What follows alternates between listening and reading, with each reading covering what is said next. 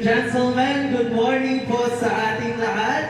So pumalakpak nga po yung gustong makuha agad-agad yung teaching allowance. Ayan, so dito tayo ngayon sa Arapan Kalaman Talk Show. So I'm your host, I'm John Lester C. Castillo. So lahat ng mga excited, sumigaw nga po yung umaga ito. Ayan, lahat ng inaantok, sumigaw. So, bakit kayo inaantok? Okay, so ngayon, nandito tayo ngayon sa ating talk show, pinamagatang Arapan Kaalaman. So, huwag niyong pansinin yung kamay ko. Okay? This is normal, guys! Okay, hep! Hooray! Ayan, Merry Christmas po sa ating lahat. Okay, so again, I'm your host, I'm John Lester C. Castillo, at ako po ay kinakabahan. Pero yan, alam natin na basta soksay, mahusay. Tama! Okay, sabay-sabay mo natin sabihin, basta soksay, mahusay! Mahusay! Soksay! Ayan, so palakpak nga po. So yun, meron po tayong dalawang tao na pinaka-importante po ngayong araw na to. So tinatawagan ko po ang isang barangay officials mula sa Pitipiu-Piu-Piu-Piu. Okay? The one that Sir Joseph Guillermo. So malakpakan po natin ang ating interviewee, Sir Joseph. So nagmula pa po siya sa barangay Pitipiu-Piu. Okay? Next! Ang isang espesyal, ewan ko kung kinakabahan sila kapareho ko. Okay, so siya po ang interviewer. Nagmula naman po siya sa London, okay? Kasi nga, marami siyang kayo ang nagsabi niya, hindi ako. Okay? So tinatawagan ko na po our interviewer no other than Sir Menard Juliano. Palakpakan po natin, student researcher about development. So ito po yung dalawang importante or mahalagang bisita po natin sa Arapan Kaalaman Talk Show. But before that, meron po tayong hashtag dito or merong mga gustong magtanong. Okay, bago tayo pumunta sa ating official interview. Okay, so sino dito yung gustong magtanong para sa ating mga nagwagapuhang mga bisita? Okay, ma'am, meron na pong katanungan para sa kanila? Galing po saan si Sir? London. So siguro si Sir, mabibigyan mo kami ng magandang paliwanag tungkol sa mga nangyayari sa ating kasalukuyang panahon ngayon. Di ba, Sir?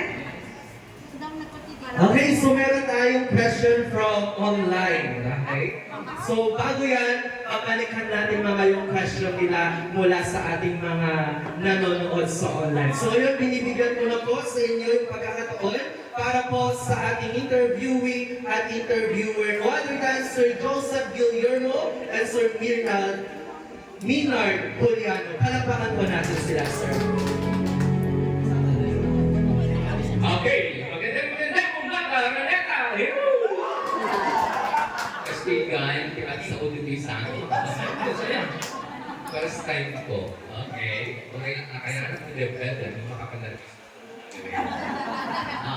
Bago natin simulan, okay, nasa ating audience dito sa Renata, sabihin natin, praise God. Dito kami ngayon para makinig dito sa interview ni Sir Joseph. Praise God! Okay, huwag kaming kalimutan. Kuminig sa katabi. Okay, sabihin natin salamat sa ibigay. Sabihin natin yung mga...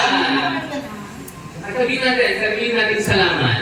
Sa mga Ilocano o Piyaman. Tamadita at Kartarupa. Ay, joke lang. Para papagising lang pa, papatanggal ng nervous. Okay, ang unang tanong para kay Joseph, Kagawad Joseph, ano mga hakbang na maaaring gawin na nagpapakita ng likas tayo pagmulan? Para po sa akin, dahil yung aming barangay ay maraming mga bata hindi nakapag-aral, yun po uunahin namin. Dahil sa sustainable development po, kailangan lahat ng mga bata ay makapag-aral. Yun po yung una naming gagawin para makatulong sa pagpapahalaga sa tinatawag na sustainable development. Sana po di ako nagkape. Kasi dati, alam ko bang kape nagpapakilig, ngayon na nagpapakaba. Okay, salamat sir. Alam naman natin ngayon, malapit na yung election. Siguro sa kanya napag-inahan po namin bago po kami pumunta dito sa barangay PTV. Dapat po kayo pag-aasal at last term na ng kapitan.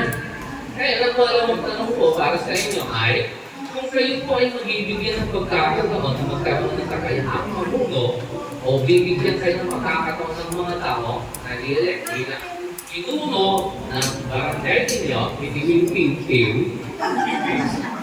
ano yung mga paraan ay mga programa ang pwede ninyong istulong para may makita ang kahalagahan ng likas kahit pagmulan? Gaya po ng unang kong sinabi kanina, ang pagtutunan po namin ng pansin is yung edukasyon. Sa tulong po ng iba't ibang mga ahensya ng gobyerno, kailangan po lahat ng mga kabataan ay nakapag-aral. Pangalawa po is, kailangan hindi natin may sasaluparan ang tinatawag na sustainable development goals kung naikompromiso natin ang ating likas na yaman. So yung mga likas na yaman natin, kailangan